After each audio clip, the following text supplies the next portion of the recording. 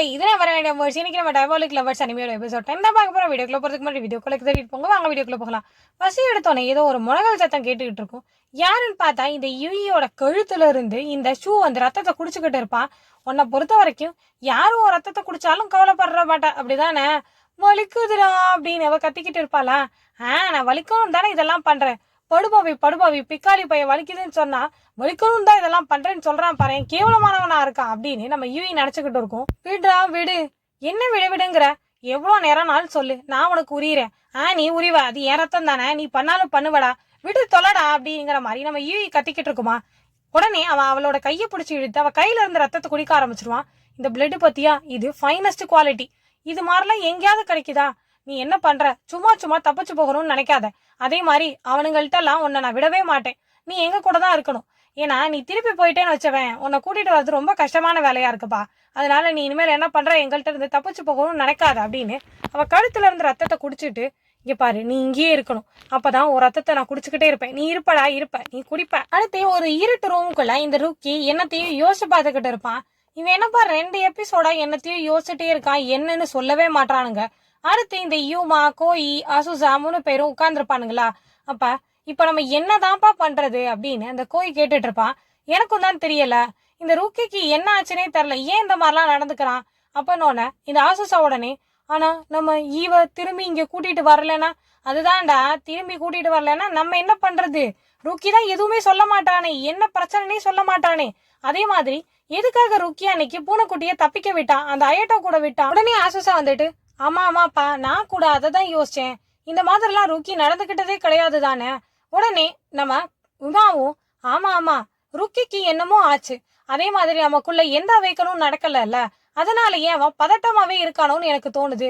இதுக்கு முன்னாடி ருக்கி இந்த மாதிரிலாம் நடந்திருக்கானா? நார்மலா தானே இருப்பான், என்னமோ ஆச்சு. சரி இங்க பாருங்க, நமக்குள்ளேயே உளறிட்டு இருந்தா எதுவும் சரி வராது, நம்ம ருக்கி கிட்ட தான் கேட்கணும். அப்படிங்கும் போது ஒரு சவுண்டு கேட்கும், அந்த பக்கத்துல இருந்து ஏதோ ஒண்ணு குதிச்சு வரும். சபா ஃபர்ஸ்ட் எபிசோட்ல நான் இதை கரெக்டா தான் சொன்னேன். அதாவது என் தம்பி இருக்கான்ல, அவன் தான் இது நாய் நரி அப்படின்னு மாத்தி சொல்லிக்கிட்டு இருந்தான். பார்த்தா இது உண்மையாலுமே நரிதான், இல்ல ஓனாய்.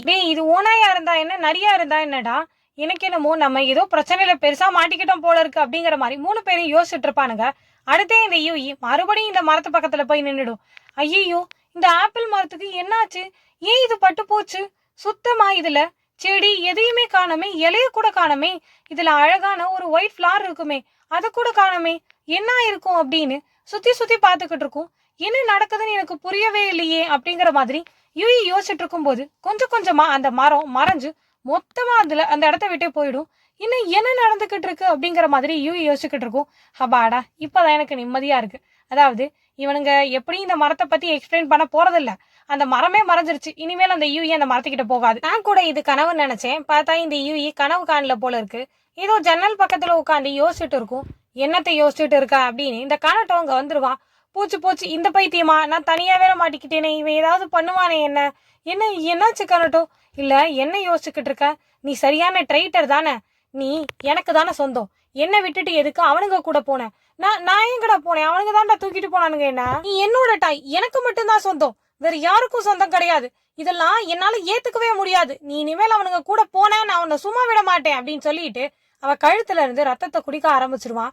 சவா கழுத்துல இருந்து ரத்தத்தை தானே குடிக்கிறான், இவன் கொன்னாலும் கொல்லுவான், அதுக்கு ரத்தத்தை குடிக்கிறதே பெட்டர்ன்னு நம்ம நினைச்சுக்க வேண்டியதான்.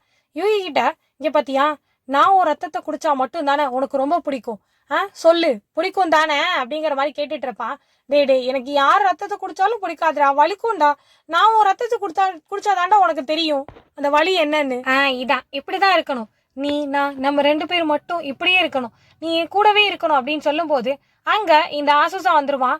ஈவு பெரிய பிரச்சனை அங்க ருக்கி அப்படின்னு சொன்னோன்னு உடனே என்னாச்சு அப்படிங்கிற மாதிரி நம்ம யூஇ கேட்டுட்டு இருக்கோமா. பார்த்தா ஆசுசா மேலெல்லாம் ஒரு மாதிரி சட்டெல்லாம் கிழிஞ்சு போயிருக்கும். இங்க பாரு, எங்க போகணும்னு நினைக்கிற யூஇ, நான் உன்கிட்ட பேசிட்டு இருக்கேன்ல, எனக்கு துரோகம் பண்ணிட்டு அவன் கூட போகலான்னு நினைக்கிறியா? இல்ல அவன் பிரச்சனைன்னு சொன்னான்லடா, அது என்னன்னு கேட்டு வந்துடுறேன்டா, எனக்கு துரோகம் பண்ணலான்னு பாக்குறியா? சும்மா விட மாட்டேன், உன்னையும் ஆசுசாவையும் சும்மா விட மாட்டேன் அப்படிங்கிற மாதிரி அவன் சொல்லிக்கிட்டு இருப்பான். நீ சீக்கிரம் அப்படின்னு இந்த ஆசுசா கூப்பிட்டுட்டே இருப்பானா. விடு கனட்டும், நான் போகணும் அப்படின்னு இந்த யூஇ சொல்லிட்டு இருக்கும் போது, ஓ அப்ப என்ன விட்டுட்டு அந்த ஆசுசா கூட போகலான்னு இருக்க, அப்ப நீ என் கூட இல்லைன்னா நீ எதுக்கு உயிரோடு இருக்கணும், செத்துடு, உயிரோடவே இருக்க வேணாமே அப்படின்னு சொல்லிட்டு அவளோட கழுத்தை நெரிக்க ஆரம்பிச்சிருவான். அப்பாடா, இப்பதாண்டா நீ நல்ல முடிவு எடுத்திருக்க, முதல்ல இவளை கொல்லு, இவனை கொன்னினாதான் இந்த எபிசோடுக்கு ஒரு தீர்வு கிடைக்கும். அப்ப இந்த ஆசுசா இந்த கனட்டோட டெடியை எடுத்துட்டு போய், இங்க பாத்தியா உன்னை இதுல நான் தலையிட விடவே மாட்டேன், சாரி கனட்டோ அப்படின்னு சொல்லிட்டு அந்த டெடியை தூக்கி கொண்டு போய் அந்த நெருப்புல போட்டுருவான். அப்பாடா, எனக்கு இப்பயும் நிம்மதியா இருக்கு. இந்த கனட்டோ ரொம்ப ஓவரா பண்ணிக்கிட்டு இருக்கான், இவன் டெடியை கொல்லணும். ஆசுசா அப்படின்னு கைய நீட்டிக்கிட்டு கத்த ஆரம்பிச்சிருவான். சும்மா விட மாட்டேன், என் டெடி போச்சு, என் டெடி போச்சு அப்படின்னு அந்த நெருப்பு பக்கத்துல போய் நின்று கத்த ஆரம்பிச்சிருவான். டெடிய தானடா தூக்கி போட்டான், ஐயோ உங்க அம்மாவே நெருப்பு வச்சுக்கொன்ன, அப்பெல்லாம் நீ கவலைப்பட மாட்ட, இந்த தம்மு தூண்டு டெடிக்கு போய் இந்த ஆளு அழுகுறான் இவன். உடனே ஆசுசா வந்துட்டு, ஹீ பா ஈவு, நம்ம இங்க இருந்து போயிடலாம். இல்ல ஆனா கனட்டோ அந்த பைத்தியம் டெடின்னு கத்திக்கிட்டே இருப்பான், நீ வா நம்ம போயிடலாம், இதுதான் நல்ல நேரம், இல்ல அந்த பைத்தியம் பார்த்துச்சுன்னு வச்சுக்க நம்ம 2 பேரும் எரிச்சே கொண்டுருவான், வா ஓடிடுவோம் அப்படின்னு இந்த ஆசுசா வந்து நம்ம யூஏ கூட்டிட்டு ஓடி போயிடுவான். அடுத்து ஆசுசாவோட வீடுன்னு தான் நினைக்கிறேன். கண்ணாடி எல்லாம் உடஞ்சு அப்படியே ரத்தம் வந்து சொட்டு சொட்டுன்னு சொட்டிட்டு இருக்கும். இருட்டா இருக்கிறதுனால நம்மளுக்கு சரியா தரல. அதாவது 10 எபிசோட் முடிஞ்சிருச்சு பார்க்கல, இன்னும் 2 எபிசோட் தான் இருக்கு. இந்த ஆத்தர் எதையுமே சரியா சொல்லவே மாட்டாரு. இந்த யூஏ எதுக்கு தூக்கிட்டு வந்தானுங்க, எதுக்கு இத்தனை பேர் வரானுங்க, எதுவுமே நம்மளுக்கு தெரியவே இல்லை. அதே நேரத்துல இத்தனை ஓனாய வரைஞ்ச தெரிஞ்ச அவருக்கு, அதாவது ஒரு பென்சிலை எடுத்து இன்னும் 4-5 ஹீரோயினை வரைஞ்சிருந்தாருன்னா இந்த பிரச்சனை வந்திருக்குமா? சபா, இதெல்லாம் கடைசி எபிசோட்லயாவது வளர்க்குறாரான்னு பார்ப்போம். இதோட இந்த எபிசோட் முடியுது மக்களே, அடுத்த எபிசோட சந்திக்கலாம். அது வரைக்கும் அரே அரே சையோனரா.